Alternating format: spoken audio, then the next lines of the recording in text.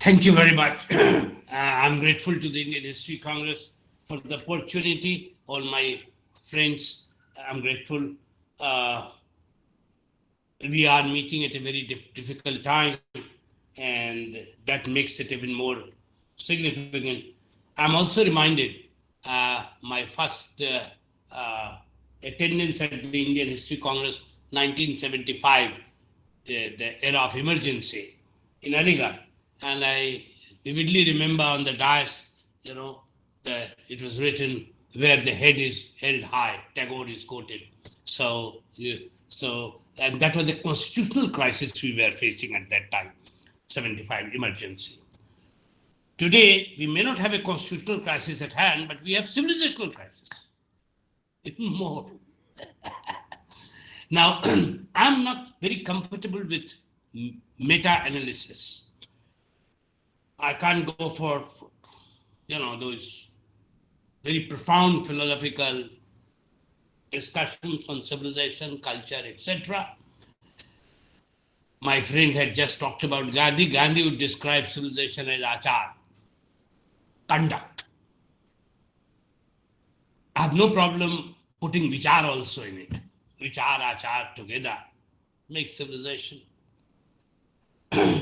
There are many people who have talked about it. I'm reminded of a Nigerian laureate in his novel, The Famished Road, talks about civilization as an unending road. And that too famished, keeps eating people. All the actors, historical actors, become ghosts gradually. And they tend to forget also. We also tend to forget our past. Sometimes we try to recast it in our own image, and we try to play God, which is probably not proper and which would go against the what one may call historical temper, along with scientific temper. Another word which comes along with civilization is culture. A philosopher has defined culture as sweet temper. Cultured people are considered to be very sweet, but I would rather like to replace sweet with scientific temper. This is what makes, and of course, culture is the essence of civilization. There is no doubt about it. Before I go a little deeper, my apologies. I do not have any PowerPoint, or so do bear with the incoherence which is inherent in my presentation. Now, my friend had just talked about Gandhi, very stimulating. So why not I begin with Gandhi and then go back further, whatever I crisscross. What did Gandhi think about science and technology? Rationality. He's taken as a man of religion. Was he a man of reason? Yes. And I would not dismiss his Hindu Swaraj as obsolete. No way. He kept working. He kept evolving, no doubt about it. But even his Hindu Swaraj was a very considered opinion, thoughtful. I remember when I first read him in 67 or so, I thought Gandhi Baba is gone. It's something which was quite anarchical. I wouldn't appreciate his condemnation of everything: technology, machine, legal system, medical, doctors, everything. But it is only much later that I realized he was not against machine per se. He was against the greed that machine generated, or the machine civilization hidden. We all know Gandhi with in his loincloth. But we should also keep in mind, remember, that he always carried a watch, pocket watch, that was there in his. What this pocket was machine, and symbol of, in a sense, modernity. He was very particular about time. 1 minute, 2 minutes, he would count. So it is not that he was not a modern man, he was a thoroughly modern. But certain things he did, is emerged out of his own experiences. So Hind Swaraj is essentially his own experience, and he doesn't talk about science. Seldom he writes about science.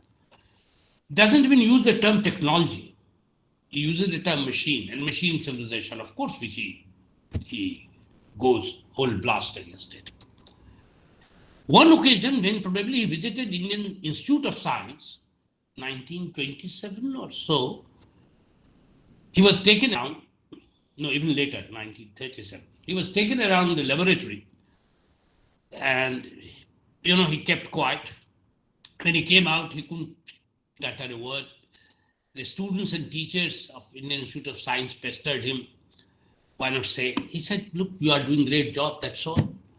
But people asked him, say something more. Then he said, tell me, I have only one talisman. How will it affect the poorest of the poor? Then a student told him, sir, we do cosmic ray physics. It has nothing to do with poor. So Gandhi immediately asked him, but it is the poor who pay you. Again, the retort came, no, it is the Tatas who have instituted it, they fund, or the government funds. We don't. Then Gandhi argued, even the Tatas selling salt or whatever, they collect money from the ordinary, everybody, the government, the companies. Now, there was no satisfactory answer to this question. To what extent cosmic ray physics at that point of time would be found relevant to serve the poorest of the poor? But by asking this question, Gandhi introduced a notion of accountability, social accountability. A scientist cannot even today claim that he lives in an ivory tower.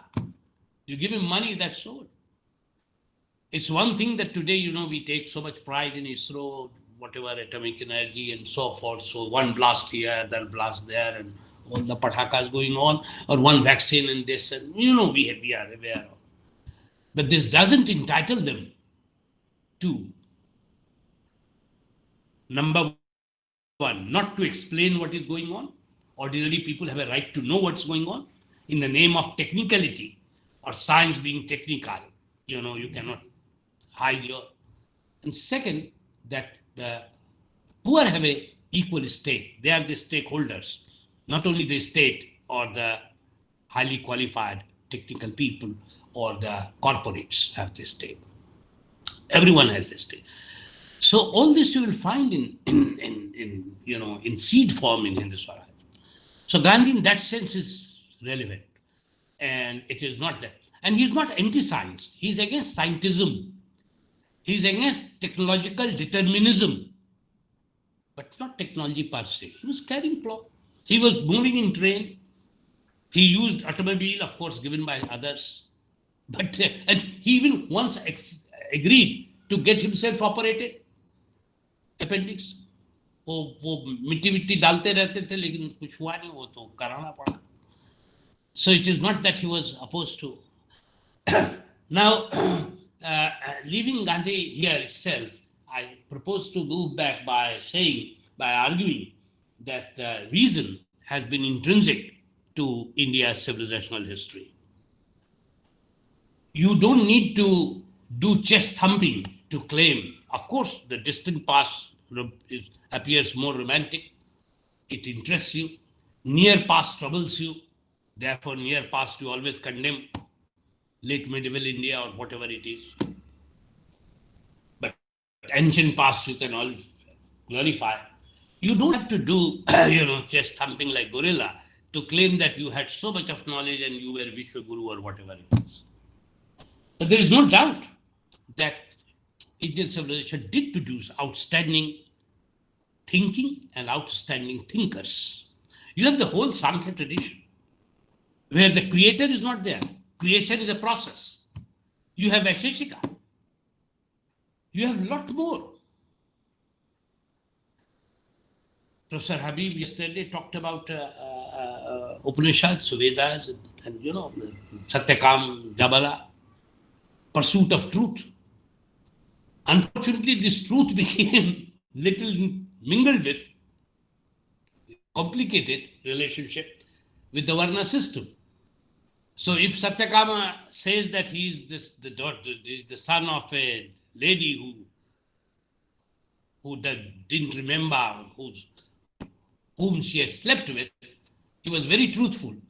Guru Gautam immediately he said, "Oh, you must be a Brahmin because you are so truthful."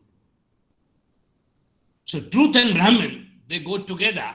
This is something difficult to digest. But this was there. We need to also keep in mind that there are numerous terms in our ancient texts, which my friends who have worked on ancient India and have a knowledge of Sanskrit much better than mine would notice there are terms coming almost all the time in many texts. Yukti, Tarka, Anvikshaki, Anveshan, Anumana, which is inference, and of course Pramana. Pramana has been asked many places. Pramana is what makes science science. All these terms we find. It's not that they were not rational people, they were not asking questions. In Upanishad, of course, it is the Brahmana is the ultimate reality, it's not a caste, it's a reality. And the quest for truth is there, no doubt. But in that quest of truth, Pramana was also asked. Not only that, it was said, Kvachit Kale Pramanam, a Pramana which is true only for a particular time, not forever. That means knowledge moves through falsification. Kvachit Kale Pramana. Not eternal. Pramana couldn't be eternal up to that point. So even if Aryabhatta says something, this was true up to a point. He said, Prithvi Chalati, Shanai Shanai.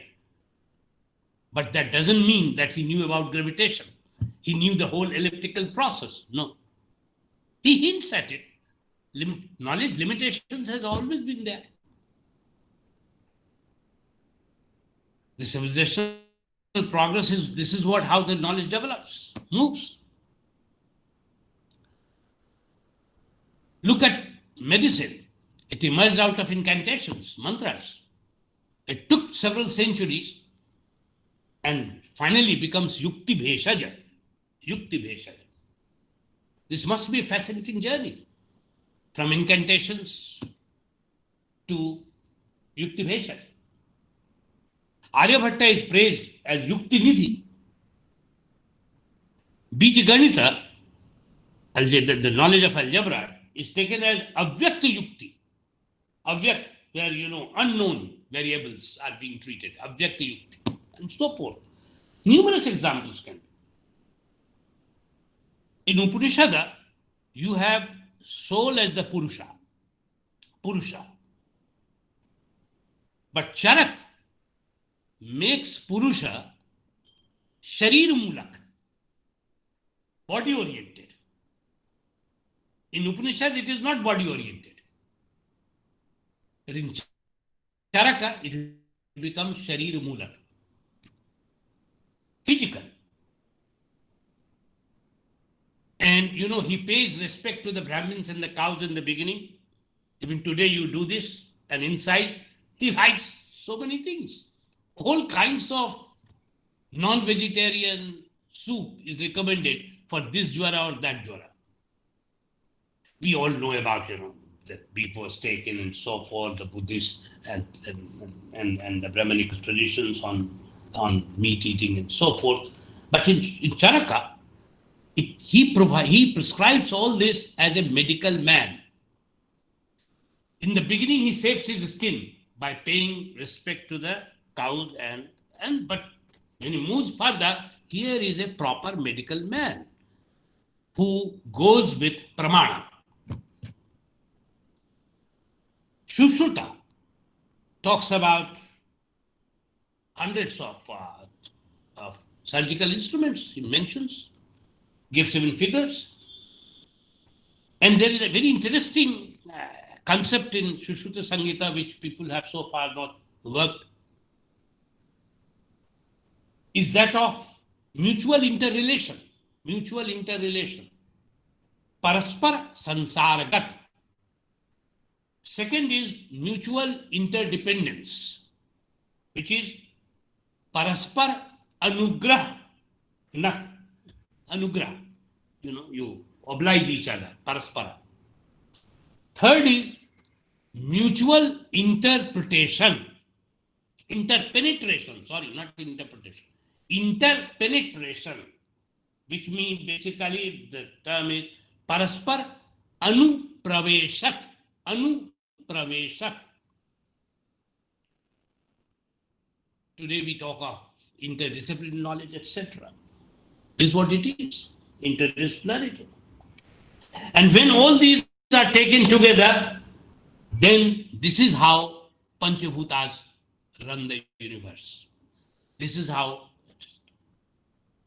Another interesting term on which we haven't worked, I think friends who specialize in ancient India should think over, a very interesting term, which I am unable to expand properly at the moment, but I would like to be enlightened later, is the use of the word term swabhava.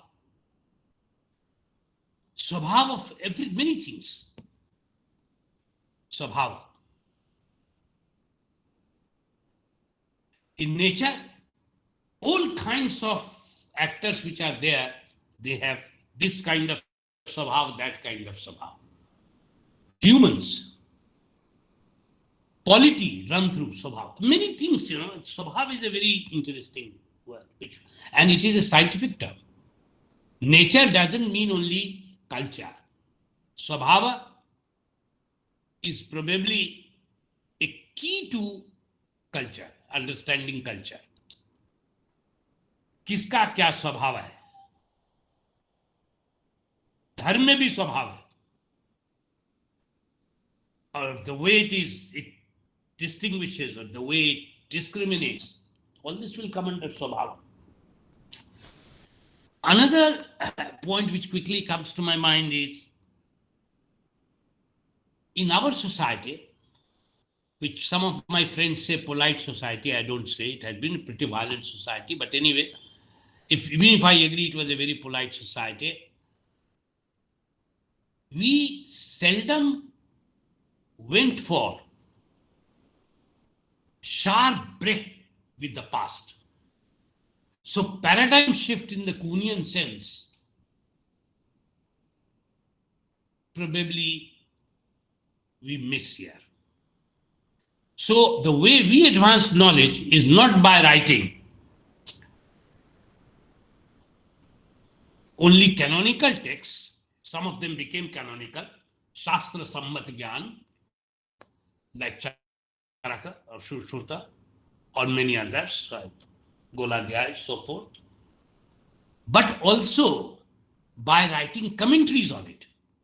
So you have Mimamsa, you have Tika, Tippani, all kinds of texts. Every generation wrote. Hundreds of texts being written, commentaries being written. And there is some give and take in those commentaries. Some addition, some subtraction. This could have been even better, but we didn't go for the jugular vein. We rather accepted what was handed over to us. And that is how, by 4th century AD, we have Puranas becoming canonical texts. And if the Puranas become canonical texts, Shastra Sammat Gyan, who will go beyond Rahu Ketu story? Who would dare to debunk it? Very difficult. So you have in 6th century, hello? Are you listening, sir? So you have in the 6th century astronomers, Brahmagupta, Brahmasput Siddhanta he wrote, Varaha Mihira. Brahmagupta knew that solar eclipse takes place because of the shadow of one falling on the other. But he immediately withdrew. He said, no, this is not true. If the Puranas says it is Rahu who has done, then it must be correct. Because Puranas are Shastra Sammat Gyan. Even today you can't blame it. I've taught at Kurukshetra University. Every year there was a huge mela on this solar eclipse, And most of my physicist friends, even who have read a lot of astronomy, but with rings in their finger, they would observe. They would observe fast eclipse. We do it. This is where culture comes. But scientific temper goes for a toss.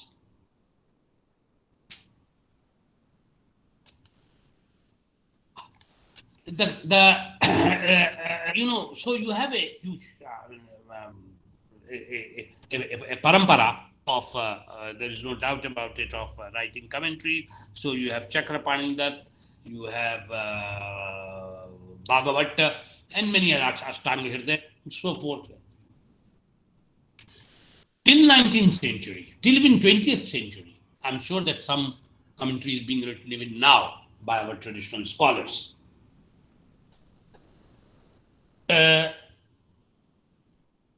Alchemy comes around 10th, 11th century. However, I don't want to go into the details of astronomy and so forth because that would consume a lot of time. I have to come quickly to the modern time, which is my area. This is only to set the background.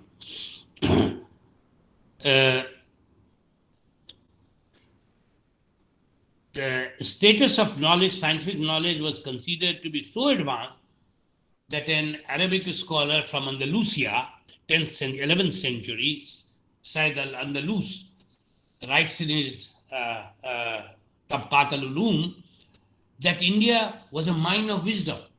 He says that Indians, they are dark in color, but they are not like Habshis, they are not like Africans.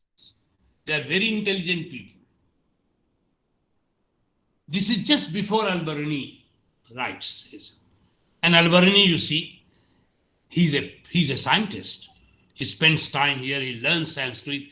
He criticizes Brahmagupta for towing the Brahminical knowledge, despite knowing the real truth, scientific truth. He criticizes Brahmagupta.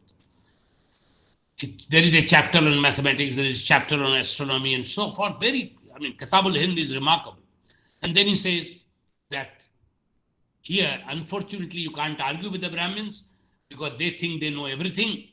And in India, knowledge is something like that, ratnas, gems are mixed with cow dung. It is still there.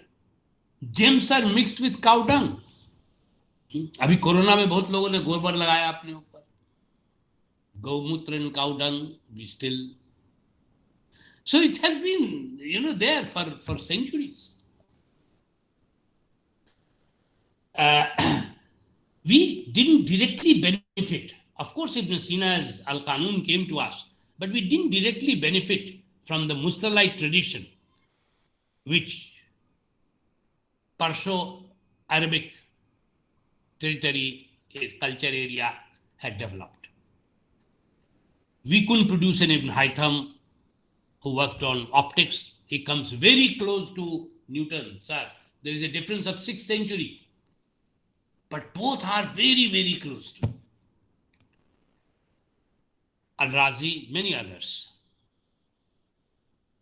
We couldn't. Of course, by that time, we had already started building huge temples, Chidambaram, then Tanjore, Brihadeshwara, later many others. So Sthapatya, we were going ahead, no doubt. But in knowledge architecture, there was something missing. And by 12th century, when we receive Islam, it is the post-Ghazali Islam which we received. There was some problem, there is no doubt about it. And that is why many people describe this period as a period of stagnation or whatever it is. Pramod Bose, many others talked about it later in 19th century, to which we may not agree, but post-Ghazali Islam had its own problems. Because it was theological Islam, which comes to us. Mustalite Islam didn't. Had Mustalite Islam come here in a big way, things might have been little more. However, interaction took place, and as my friend Razavi showed in terms of architecture, that a composite culture did develop. So you have Mazma Diai, you have Mia Buhwa's Madanul Shifa, Sikandar Shahi, 16th century. You have lots of books, compositions, where indigenous traditions and Unani and Arabic traditions merge, they come together. In fact, the Brahmins and the Mullahs may have fought, but the Hakims and the Vaidyas seldom fought. No, they didn't fight. No instance. Bimaristans are established in 16th century for the first time. Shershah Suri, GT Road, he established Bimaristan, the concept of hospital. It's very interesting. Texts were written where they borrowed each other's language. You come across a text called Hikmat Prakasha. You can understand. Hikmat Pradipta. Nadi Pariksha was there. Mutra Pariksha comes this time. And of course, some of the Europeans had come, Goa, etc. So we received Farangi Rog also. They interacted with our Vaidyas in Konkan region. And of course, texts were written on which a lot of work has been done. There was one little civilizational loss which we had is, even though we talked in terms of reason, Yukti was there. But our ancestors, very brilliant forefathers, they were looking more for Mati than Yukti. Mati is wisdom. And for wisdom, Adi Shankara himself says that it doesn't come from Shushka Tarka. Dry reasoning will not give you Mati. You need, what then you need is Anubhuti, experiential knowledge. अब experience तो सब कोई नहीं कर सकता. Everybody can. I can always claim yesterday I had met Goddess Saraswati. She granted me this boon. If I say this, how can you counter me? No way. It's my Anubhuti. This is what Vivekananda asked Ramakrishna, Paramahans. Why Kali is not visible to me? Why she comes only to you? And Paramahans laughed. He said, look, you are not fit for it. You have to elevate yourself. Now, this experiential knowledge section cannot be experienced by everyone. We are ordinary people. हमारे यहाँ तो आज भी होता है. कोई भी बाबा claim करेगा वो तो रोज स्वर्ग जाते आते. I was looking into Rajendra Prasad, some of the tracts in Bihar State Archive, where, in 1950, he was such a bright man. He wrote this Divided India. Oh, he was a brilliant man. But, he was in touch with a guru, and he is seeking explanations from Guru. And Guru had that Guru is a tantric Guru, actually, from Sivan or whatever it is. And he would seek his advice. Nehru wants to throw me out. What do I do?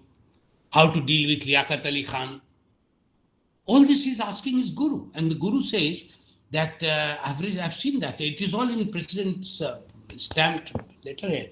Where the Guru says, जब से तुम मेरे शरण में आए हो, तुम्हारी रक्षा करना मेरा धर्म है.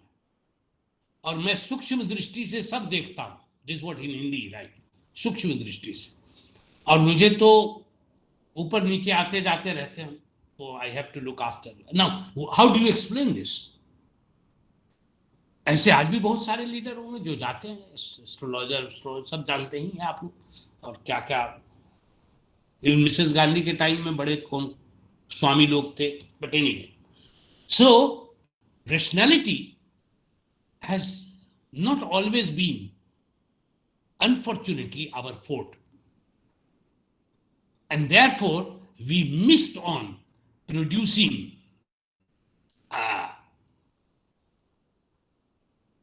people like Leonardo da Vinci or Harvey or Newton, etc. What we had instead is socio-religious reform movement, on which all of us have worked, right from Adi Shankara down to Ambedkar. It is social engineering which is important, not the real engineering. Vishkarma is our lowly god, isn't it? Even in medicine, who knows about Ashwini Kumar? No doctor will have Ashwini Kumar in his... Nobody. Dhanvantri? No. They are lowly gods. So our gods are those who do not work with hand. No, not fingers. They are very relaxed. Anyway, so by the time 17th, 18th century, things definitely had become, if I don't want to use the term degenerate, but there were people who were writing Kabutarnama, Murganama, and so forth. But there were some who immediately took advantage of what the East India Company was going to offer, and they tried to. Moreover, our travelers, we didn't have the tradition of traveling to other parts of Europe and very far off places. We went up to Istanbul, etc., Aleppo and Jerusalem, lekin we didn't explore further. While they came here, explored us more. So 16th century, 17th century, you have, so many travelers. Right from Ibn Battuta to, you have so many travelers commenting on us. We didn't go. We should have. Then we would have probably known more. One person who could have started some kind of a scientific revolution, but who missed it, was Raja Jai Singh. He was a great, great scholar, no doubt, a prince in true sense of the term. He establishes a school of astronomy in Jaipur, which is something like a royal school of astronomy. He brought people from different parts of the country. But he couldn't go beyond the Indo-Islamic astronomical tradition. Jesuit fathers had given him a telescope. He used it, he looked at it, but didn't find it. No, he was happy with the astrolabe tradition of medieval India, astrolabe. Jai Singh he had not heard of Copernicus. It was not possible for him because there was no one who had gone that far. Copernicus himself was accepted almost a century later by his own people. So Copernican revolution we missed. Lot more we were going to miss. So I argue that our enslavement as a colony lay in the logic of history. It was not because of one Sirajuddaulah or Sirajuddaulah ki jagah agar Akbar bhi hote, great Akbar, then also we would have been defeated, isn't it? Just imagine. So poor Sirajuddaulah, I won't blame. It is because we had lost the cutting edge knowledge. And if we lose it today, we lose again. We will lose it again. This has been there. You to prosper, you need to put premium on knowledge. We always tried it, but this premium on knowledge was caste-ridden, was very limited, and that too not cutting edge. P.C. Ray, a century ago, wrote a book called History of Hindu Chemistry, where, as a sociologist, he dissected. He said, look, this is all because of the Varnashram. You know, the people who used to think, they were confined to the garbhagriha of the locality, the village. And those who used to work with fingers, they were put to the margins, outside the village. They couldn't work together, theory and praxis. There was a sharp disjunction between mind and finger. Even today it is. Look at our IIT products. They work, they sell insurance, they work for Deutsche Bank and so forth, isn't it? 70% of them become salesmen. They have nothing to do with mechanical engineering or this engineering or that, nothing. I know them, they are my own children. I couldn't convince them. Who takes to research? No, IIT is not a research institution. It's an undergrad college, that's all. Highly, Mahima Mandan ho gaya, uska to ho gaya. Everybody is dying for it. And what are we earning for? All these Bangalore, Hyderabad, Cyberabad, Gurgaon or Salt Lake, these are all, for a dime they work, which would cost $1 in US, they will work for a dime. They are techno coolies. Another thing which comes to, don't take me seriously, but another thing which comes to my mind is, we are a society which played with stone and marbles. My friend showed me कितने खूबसूरत टूम बनाए. अब ठीक है यार, बड़ा मकबरे बनाते रहे. कोई मंदिर बनाता था, कोई मकबरा बनाता था. बनाओ. और ताजमहल बना लिया, उससे क्या हुआ बताइए? टूरिज्म के अलावा तो उसमें कुछ नहीं। You get some money, that's all. What else? We were defeated by glass civilisation. कांच की सभ्यता ने मरमरी सभ्यता को हराया। We knew about glass.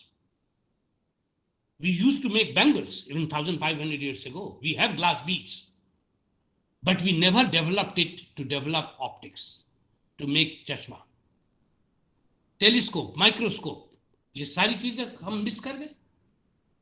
Jahangir को तो चश्मा दिया भी था, he didn't look at it, isn't it? He didn't look at it. We are a society, a culture where surma was more important. They put the coal. Iqbal also said, खारा न कर सका हमें दानिशे फरंग, सुरमा है मेरी आंखों का मदीना और नज़फ, खाके मदीना और नज़फ। तो आप खाक छानते रहिए, सुरमा लगाते रहिए। हार गए, यही मुसलमान हारे, इन्हीं को डिस्प्लेस किया ना अंग्रेजों, और बाद में फिर हंगामा हुआ। This all became civilisational crisis. Hindu Muslim problem शुरू हो गया, पहले नहीं था, it was not there. All this began because of colonial intervention. They use the term Hindu, which is true. And Hindu word Hinda comes from Arabic. I came across, I was once in Jerusalem, a Jewish friend told me Hinda in Jewish language, Hebrew, is called, eye of, beautiful eye of a deer. हिरनी की आंखों को हिंदा कहते थे। तो maybe when the Arabs came here they looked at our woman, of course खूबसूरत तो हैं, तो हिंदा हो गया, हिंदा से हिंदू हो गया, अब हिंदू से हिंदुत्व हो गया। What do we mean by Hindutva? Atwa of essence of what? Beautiful woman. Hinda in Prophet's time is a lady who was very cruel, and she was dark. She was known as Hinda. In ancient Egypt, medieval kingdom, there was a princess called Hinda. Is it that Hinda which becomes Hindu? No idea. But these days, people in social media will come across Hindu term, वो ढूंढ देंगे वेदा में भी. It was there. Sanskrit word है, वो बना देंगे। तो प्रक्षपिता में कुछ भी हो सकता है। प्रक्षपिता में you can add anything. That it was there. Who will check? How do you argue? But the point remains that we missed because we put more emphasis on karma kanda, ritualism, less on yukti. Had we been true to our very ancient philosophers, we would have. In 19th century, of course, people tried. They wanted both. Ram Mohan Roy. That is the beauty of. That is why he is a pioneer in that, because he could go beyond. He understood. He inherited both Indo-Islamic culture, internalized it, analyzed it, and then came out with his Brahmo movement. Later, we missed Vivekananda, the early modern, Tagore. Yesterday, Professor Habib forgot to mention Tagore, so Professor Bakchi asked him for this. Why did you? Tagore, of course, is eternally rational person. And all the boundaries built in Tagore. There are no boundaries. In Ghalib, there is no boundary. Sir Syed Ahmad wrote a commentary on 1855 on Abul Fazl's Ayn Akbari, and sent it to Ghalib to comment on it. कुछ forward लिख दीजिए, आजकल सब पहले भी होता था forward लिखने का बिजनेस। तो गालिब ने बड़ी saying with this 3th century old thing. Look at the British. They have come here, they are using steam. They are running steamer, जहाज, वो कलकत्ते भी आया था गालिब बेचारे. And they are sending voice through without, with the help of a wire, telegraph. And you are still in Akbar's time. You are still in And Syed Ahmad didn't reply to him. He didn't dare to go back to Ghalib again. No, no. Later, he himself became a great reformist. We all know that how he moved and established the college in Aligarh. So this dilemma continued. It continued till Gandhi. I began with Gandhi. I come back. One of the few persons who could resolve this dilemma were people like Meghnad Saha, who had a deep social commitment, conscience, and who was himself a scientist par excellence, and a political activist like Nehru, who had failed as a scientist, but who was in love with science. I also failed as a scientist, that's how I became a historian. But I'm in love with science. I know that this has the crucial scientific thinking, scientific temper, scientific explorations. This is what makes one's life very, very useful, rewarding in many things. This was Nehru. Definitely Nehru. And Nehru argues with Gandhi several times, 1945 also. Nehru says, sorry, I beg to differ with you. And Gandhi keeps pressing with his denunciation of machine culture. National Planning Committee 1937 onward, they produced so many things. So Nehru, National Planning Committee, people like Vishwesvaraya and many others, they had a vision of the country. To what extent we have been able to fulfill is a matter of debate. It should be taken up later. Post-independent India is entirely another area to which I will not enter right now. I would also say, I would only end by saying that our civilizational growth had been exceptionally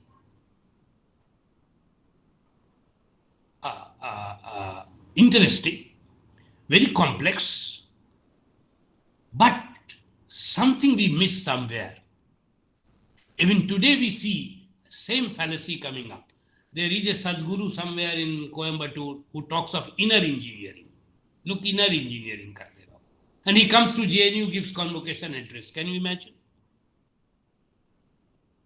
Can you imagine? This is what is happening now. We are regressing. We are going back. You invite a modern Vishwesvaraya who says no. Then you are yourself an engineer. Talk of real engineering. Talk of amelioration of our problems. This vaccine is probably engineering, of course, commerce. Engineering plus commerce. But we need that. We are all looking forward to it. And it is all import-based. We have to look to others. Why we have to look to others?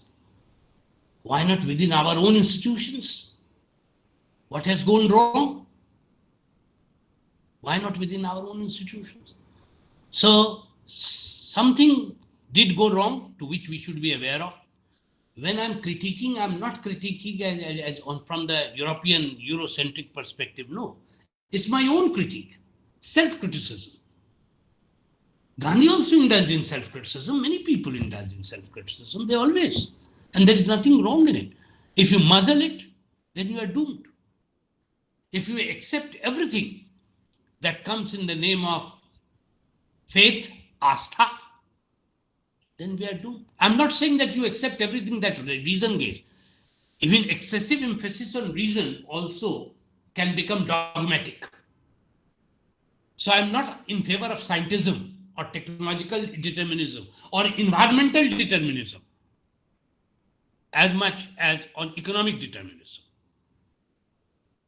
This determinism must be put under certain control, as Rumi the Sufi said about religion, tie the leg of the camel. Oont ka ek pav band do. Tie the leg of a camel.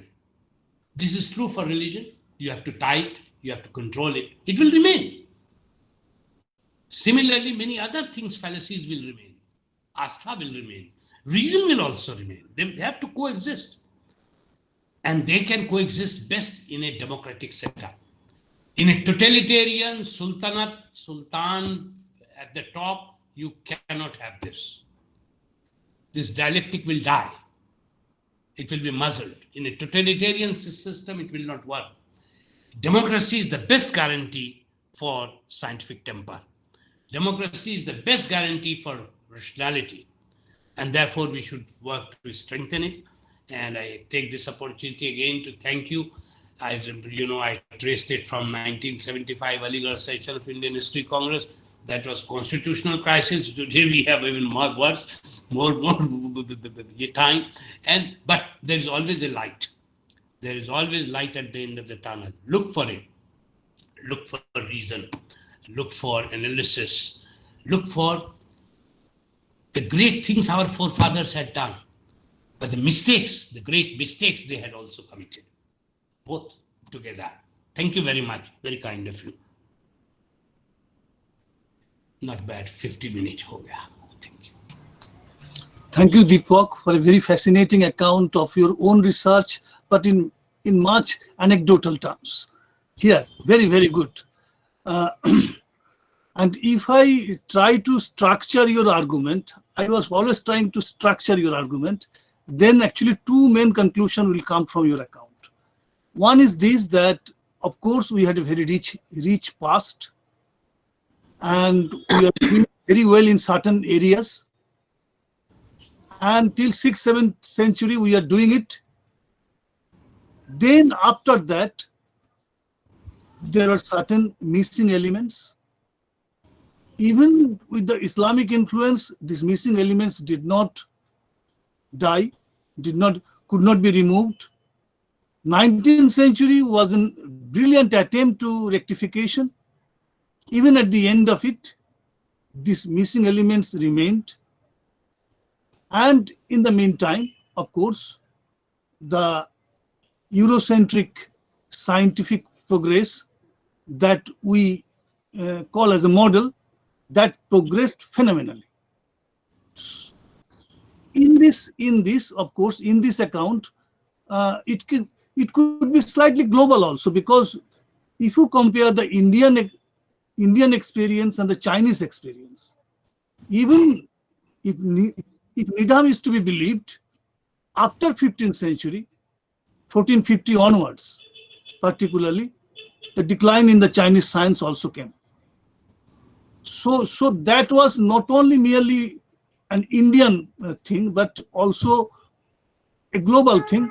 And there may be something, the root may not be in India, root may be in Europe.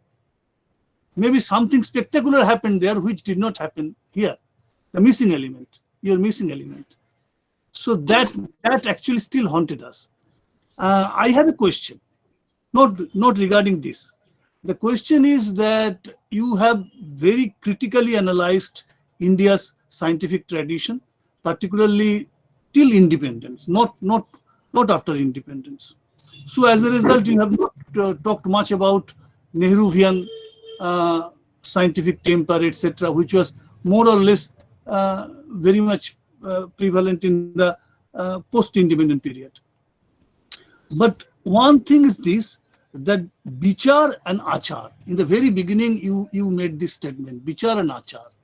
And in this Bichar, actually the argumentative Indian, we excelled once upon a time, but because of certain, again, missing elements, we do not know that this P.C. Rai's explanation of the decline of Indian chemistry through the caste system has its taker, has its critics also.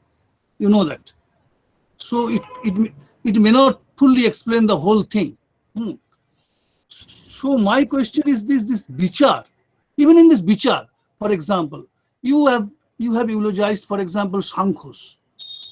But you know, Vidyasagar criticized Sankhos. A very interesting thing happened. You know that you have, some people have said that Nyaya-Mimamsa, for example. So Nyaya-Mimamsa can be very dry logic, but can also be used very creatively. So these things were there. Even Charvakas, you know that inference and Anuman. But Charvakas did not accept Anuman.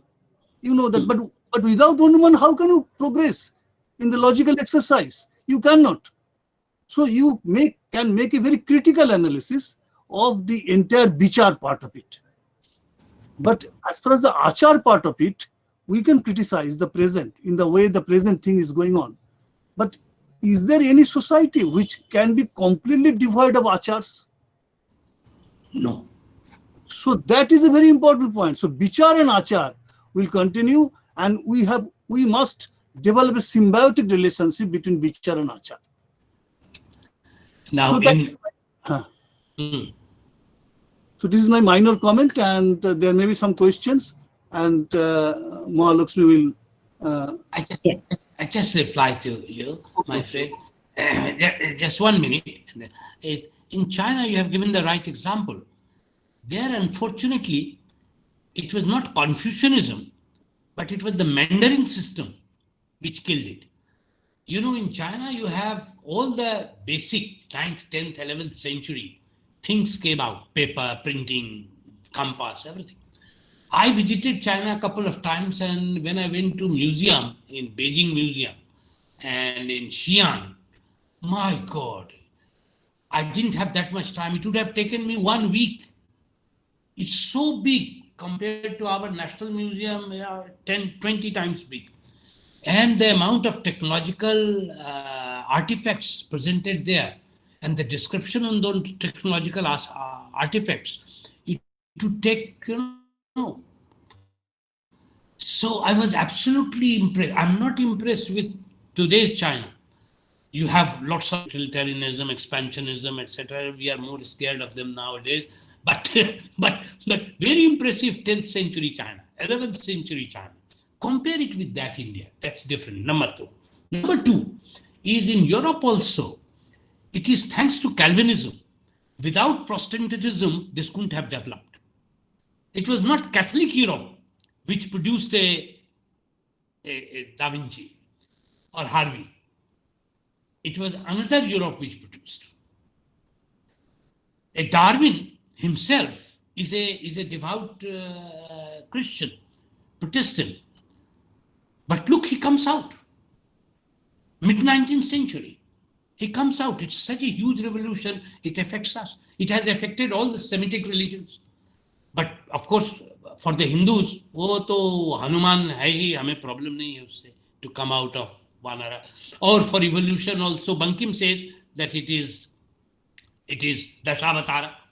From aquatic form, Matsya Avatara to Krishna Avatara, we have evolved. So this is evolution. Now, the poor Darwin would have committed suicide had he heard of it, such explanations. But it didn't. His idea of natural selection, people in India didn't take up.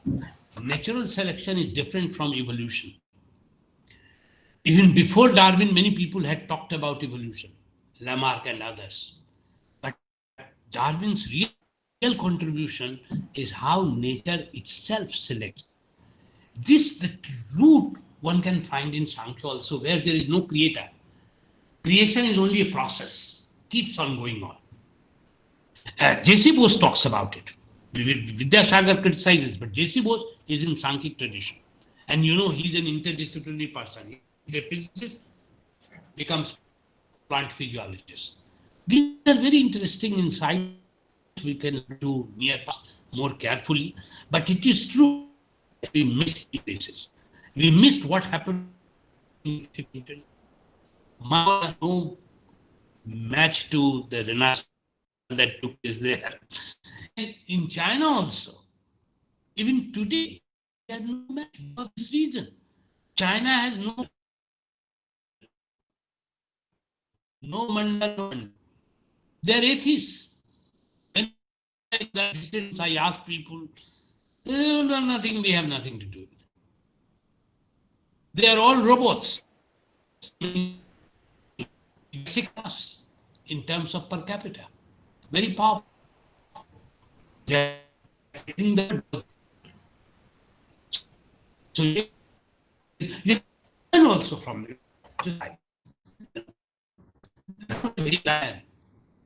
आप उसका पुतला जला लो.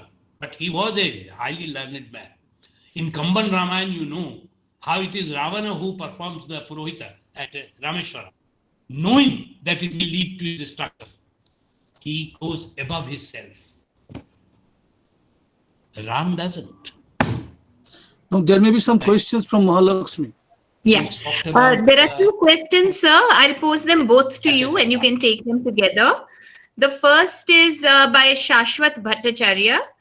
How can one understand the IACS? That is, for those who may not know, the Institute for Cultivation of Arts and Sciences and of Culture and Science. Sorry, for the cultivation of culture and science. And the question that is asked is that was this an attempt to mix culture and science, or is it to be considered as an institution for scientific research based on the Western model? The second question that is posed by Akash Ganguly, a master's student from Ambedkar University, Delhi, is about the context of Gandhi's question about the relevance of cosmic ray physics in the lives of the poor. Where would you place the process of undertaking scientific endeavor for a specific motive, in this case, bettering the lives of the poor, within the overarching and limitless process of undertaking scientific endeavor for its own sake in the pursuit of truth?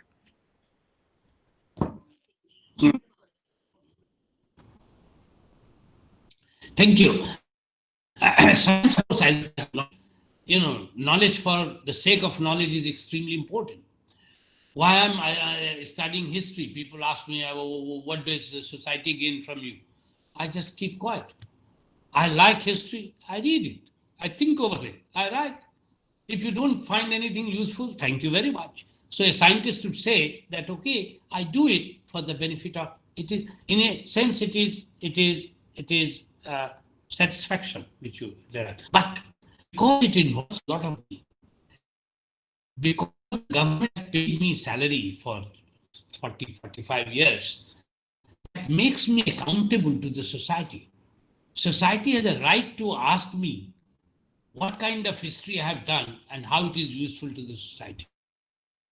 I have a duty, obligation to explain it.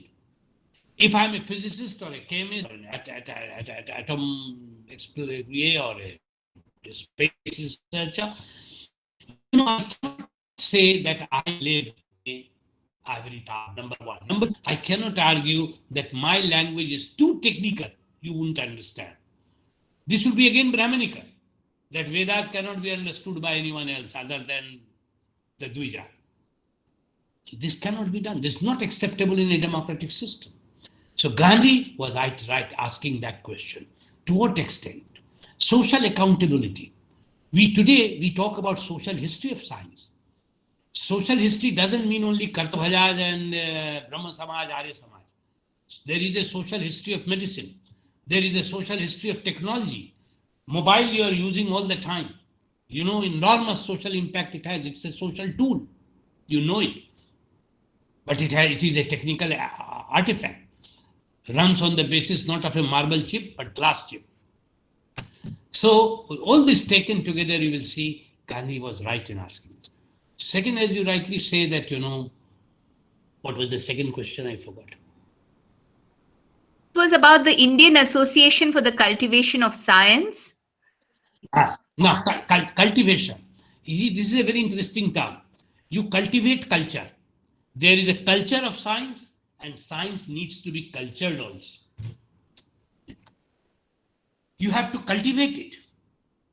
Culture is an interesting word, You culture it. So science needs to be cultured, to be encouraged. Scientific temper needs to be cultured. Take to the masses, talk about it, and then people will get it. Acculturation takes place.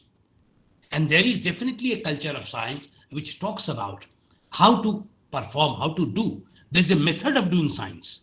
Science is not, that anybody can claim anything, whatever you want. I can claim anything, no. Science is not theology. It is not theology. In faith and theology, you can claim anything. But in science, you can't. Therefore, there is a culture of science. There is a method of science. There is a way of doing science. People, when I use the term colonial science, my friends criticize me saying, oh, laws of physics in New York is the same as it is in New Delhi or in Kolkata. Now, how can you say this is colonial, that is not? In Kolkata, it was done under a colonial framework. So Asiatic society began as a colonial institution. Therefore, colonialism cannot be dismissed completely. No. The way even today science is pursued in MIT is different from way it is being pursued in IIT Kharagpur. Why? खाली आपको MIT बोलने से तो नहीं हो जाएगा ना. MIT के पीछे तो इतिहास है, संस्कृति है. Many other institutions. Harvard has, this has different things. Stanford, Caltech, all this you talk about. People ask me all the time, we haven't produced a Nobel laureate. कहाँ से हो जाएगा ये कोई ऐसे laboratory में you can't manufacture Nobel laureate. You can't do that. We people came close to it. There were many who came close to it. G.N. Ramchandran you may not have heard of. In 1950s, he is one of the arguably the finest scientists original produced in India, G.N. Ramchandran, whose Ramchandran map is still, textbook thing. He didn't get Nobel Prize, so what?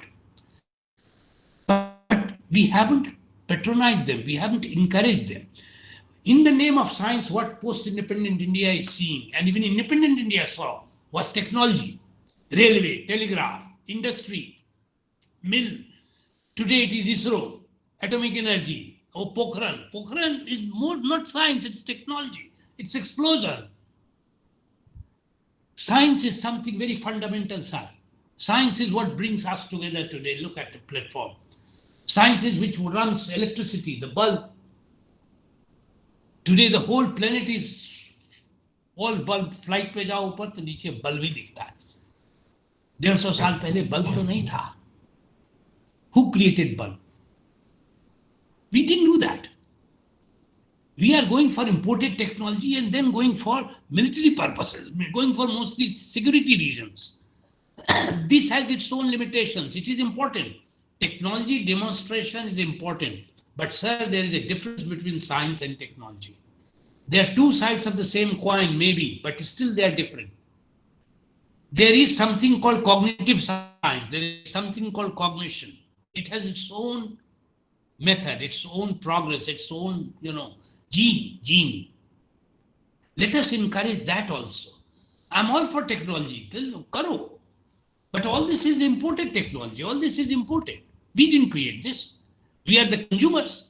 Millions are using it. So what? We didn't create it. The laptop I'm working with, I didn't create it. So you need to keep that in mind.